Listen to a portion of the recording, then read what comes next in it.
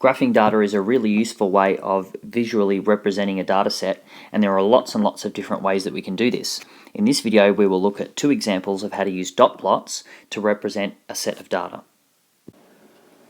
In this first example, 17 students were asked how many text messages they had sent on a particular day. Now you can think of each of these numbers listed below in the data set as one student. So the first number, for example, could be a student who sent no text messages. The next number could be a student who sent 3. The next one, a student who sent 2, and so on. So to draw our dot plot, the very first thing we need to do is draw a scale, which looks like a line with an arrow at each end. The next step is to identify the lowest number and the highest number in our data set. So in this case, the lowest number is 0 and the highest number is 9. Now that we know these two, what we need to do is on either end of our scale label 0 and on the other end 9. Now we need to evenly space all the other numbers in between, so 0 through to 9, so 1, 2, 3, 4, 5, 6, 7, 8, 9 on our scale. If you're doing this on paper, you can probably do a lot of a better job than I can because you'll have a ruler to keep them nice and even. So the next step is go through each number one by one and draw a dot to represent them on the dot plot. So for the first one, the 0, I'll mark it off so I don't use it twice and draw a small dot just above 0.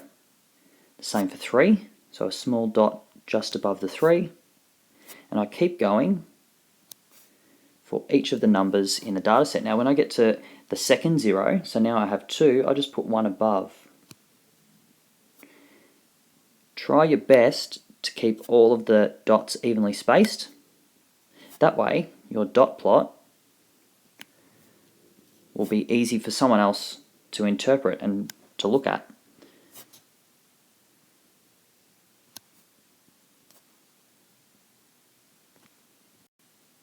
And there's our dot plot finished. Now what we need to do is just make sure that we have got all of the dots in there. Now we need to remember the question or the statement said that there were 17 students that were asked about their text messages, so really there should be 17 dots. So let's have a look. 1, 2, 3, 4, 5, 6, 7, 8, 9, 10, 11, 12, 13, 14, 15, 16, 17. Okay, we haven't missed any, so that's fantastic. So immediately when you look at this dot plot, you can see which number occurs the most. So that's the 3. So a lot of people sent 3 text messages in one day. You can see nobody sent 7 or 8. And very few people sent 9, 6, and 1. Now it's a lot easier to get that information straight away looking at a dot plot compared to looking at all the numbers in a data set. It might take you a little bit longer. So that's one of the benefits of using a dot plot to interpret data. In this second example, 15 shoppers were asked how many bags they were carrying back to their car. Now if you'd like to give this question a go, pause the video now and have a go on paper, then resume the video to see how you went. So just like last time, the very first step is to draw our scale or a line with 2 arrows. The next step is to identify the smallest and the largest numbers in the data set. So the smallest number is 0 and the largest number is 4. Now that we know those, we can start writing the numbers down on our scale. So the smallest will be towards the left, and that's 0. The largest will be 4, and then we fill in all the numbers in between.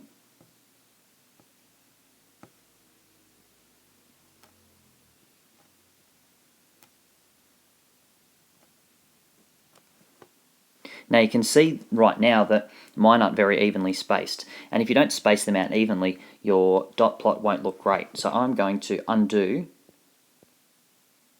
all of these and start again.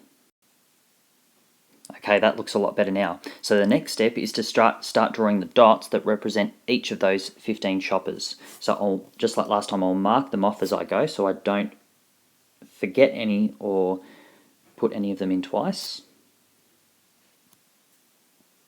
And also try and keep them as evenly spaced as possible.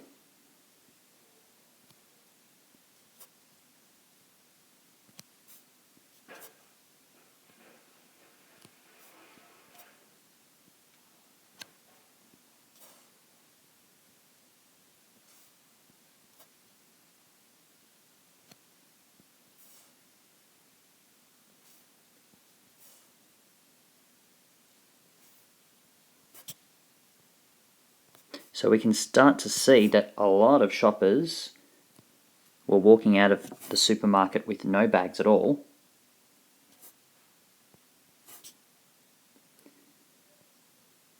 Only one of them walked out with 4 shopping bags.